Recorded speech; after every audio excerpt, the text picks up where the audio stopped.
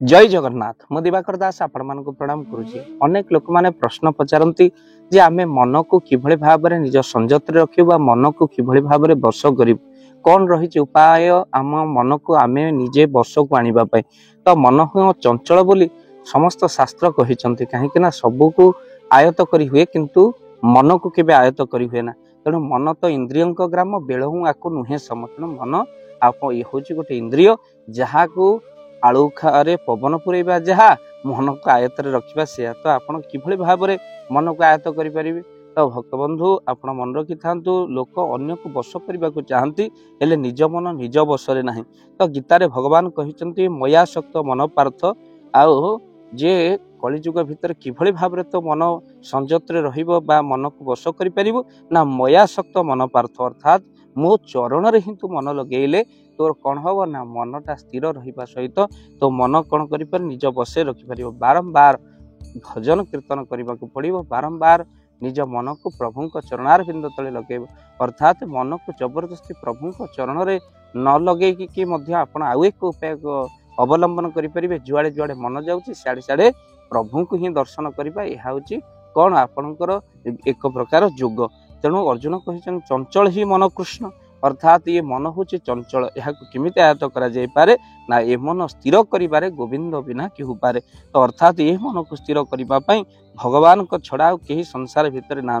तेणु आम तो जो जगार मन लगेवा कथा से जगह लगौनु बोली मन अस्थिर रोचे मन दुख रोचे। अर्थात गोटे लोकर आज्ञा कान बिंधा होता से पुओ को कहला बापारे जानी डाक्तर पाखक आणबू औषध। पुओ सोठ जा पहुँचला डाक्तर बाबू मो बापांकर कान बिंधा हो। डाक्तर कहले ठीक अच्छे बापा जदि आसी ना गोटे बटिका दौची यहाँ को चूरी दे बापांकर कान में नड़िया तेल गोले पकईदब आउ गोटे बटिका दौची बटिका को खाईदब। पिला दुईटा बटिका को धरिक आसला कि बाटर सांगसाथी मेल रहीगला आउे भूलीगला कौटा चूरी कान में पकेब कौटा खाइबा को दब। एटी बटिका उल्टी गला जोटा चूरी की कान में नड़िया तेल गोले पकेबा कथा से बटिका बापा को कहला बापा तुम खाईदियो आउे जो बटिका को खाइबा कथा कहला बापा चूरी की एटा कान में पड़ो बापा सी ही कला हेले परवर्ती समय कान बिंधा कमिब ना बढ़ आप निजे चिंता करते आपन को ये कि कथा जे मेडिसिन भूल रोग निश्चिंत बढ़। तो आज रोग बढ़ा को लगिला तो ये आपन को कही रखापी चाहूँ अर्थात ये दुई प्रकार जिनस दुईटी बटिका होची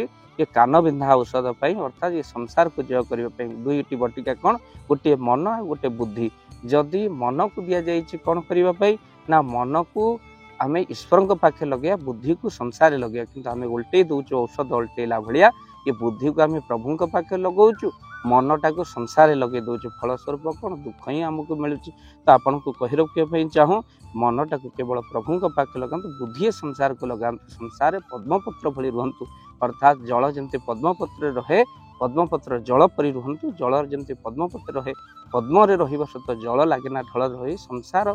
भितर तुम्हें था तुम भितर संसार डंगारे पानी रहिले डंगा बुड़ीबा संभावना किंतु पानी ऊपर डंगा रहिले डंगा भासीबा संभावना। आम भितर जदि संसार एते न आसु जे आम संसार भितर बुड़ी जावा से श्रीमद् भागवत एकादश स्कंद कपोत कपोती प्रसंग बड़ सुंदर भाव लिखाई कौन लिखाई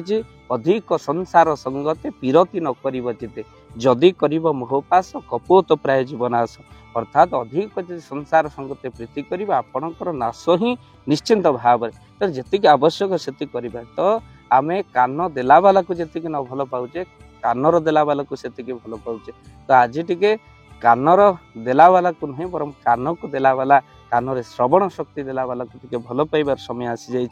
गोटे प्रेत राति सेठ पाखक जाई से प्रकट है मते काम दियो बोली चित्कार कला तेणु नहले तुमको खाईदेवी जो कम कह मुझे कम करी किंतु जदि कम मो हाथ सरीगला मु तुमको ही गिलीदेवी। तेणु बड़ अड़ुआरे पड़गले सेठ राति अधरे प्रेत प्रकट हो कौन करेंगे जेकोसी कम देले ताहा सरी सरी आसला प्रेतर काम सरीबा पूर्व काम ताको दबा दरकार नहले सेठ को खाईद बड़ अड़ुआरे पड़गले सेठ कौन करी विचार कले काम सरीगले तो मत खाईदब ना। तो से अनेक कम दे सारा मन भर गोटे चिंता आसला गोटे खाल खोलिले सी आ कहले ये गोटे बाउंश पोती दे ये बाउंशर कौन करू प्रथमे तू कौन कर बाउंश चढ़ी चढ़ी ऊपर को जीवु तो काम है ऊपर पुणी तलू आसबू तले पहुँचीगला पुणी ऊपर को जीवु। प्रेत कहला हाँ एमती ऊपर तल हूँ कम तो सरुनी ना। तो से प्रेत आ सेठ को खाई पारानी। तो आज आपन को कहीपर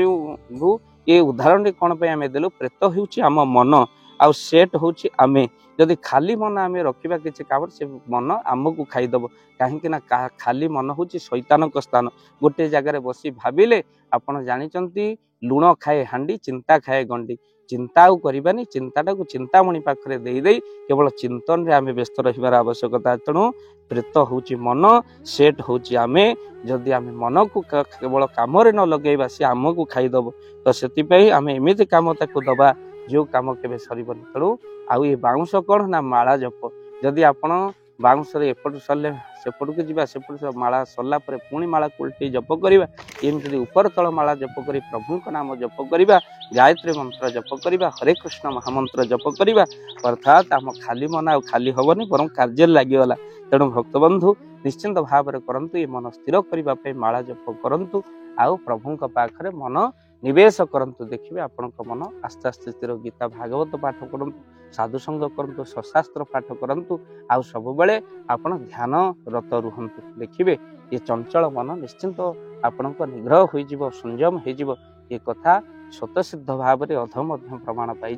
तो निश्चिंत आपण वीडियो को बहुमात्रा शेयर करंतु चैनल रे जदि नुआ चैनल को सब्सक्राइब करंतु जो माने प्रश्न पचारते उत्तर निश्चिंत भाव में मिल जाइथिबो भल भल वीडियो को आप देखि सारा पर शेयर बिल्कुल करना तो आपको निवेदन करूँ आपणकर गोटे शेयर अन्य किसी भल शिक्षा दिए से पुण्यर अधिकारी आपण हूँ तो आज पचाउंट कहीं गोटे शेयर आपणकर ये लिंक को स्टाटस रखु अनुरोध रहा रखिए निश्चिंत लिंक को शेयर करेंगे 10 जन को जय जगन्नाथ जय पंचेश्वर जय जगन्नाथ धन अर्जन धर्म करी धर्मे प्राप्त नरहरि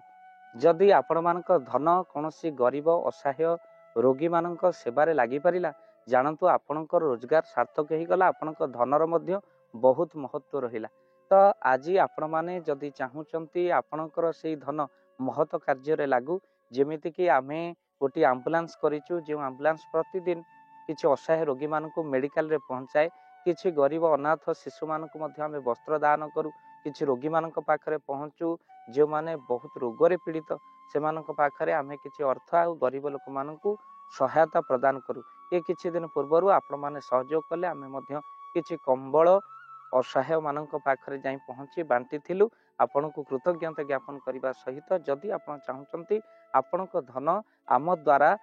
कौन महत्व कार्य लागू तो स्क्रीन रे चली नंबर रे निश्चिंत आपण कॉल करंतु आउ आपण को विवाह वार्षिक रे आपण को पिला मानक जन्म रे श्राद्ध रे जदि आपण दान करबा को चाहूचंती आपण को पुओ नाम रे झियो नाम रे स्त्री नाम रे निश्चिंत भाव में आपण दान करें स्क्रीन रे चली नंबर रे आपण कॉल करंतु आमे दबु आपण को फोन पे नंबर जो फोन पे नंबर रे आपणकर दान पहुँची पारिबा निश्चिंत भाव में आपणकर दान क्यों कार्य लगुच तार मध्य वीडियो करी भाव दिवाकर चैनल रे आमे निश्चिंत भाव में पकेबू आपण देखि निश्चिंत खुशी हेबे तो आपण पुओ झियो विवाह वार्षिक जन्मदिन रे जदि आपण चाहूचंती आपणकर दान महत्व कार्य लागू तो सेही शुभ दिन मानकर आपण कॉल करी आमको फोन पे नंबर मागी पारिबे आ आम्भे माने आपनको फोन पे नंबर दबु जो नंबर रे आपण सहयोग राशि पठाई पारिबे निश्चिंत भाव में आपणकर धनर सार्थकता है।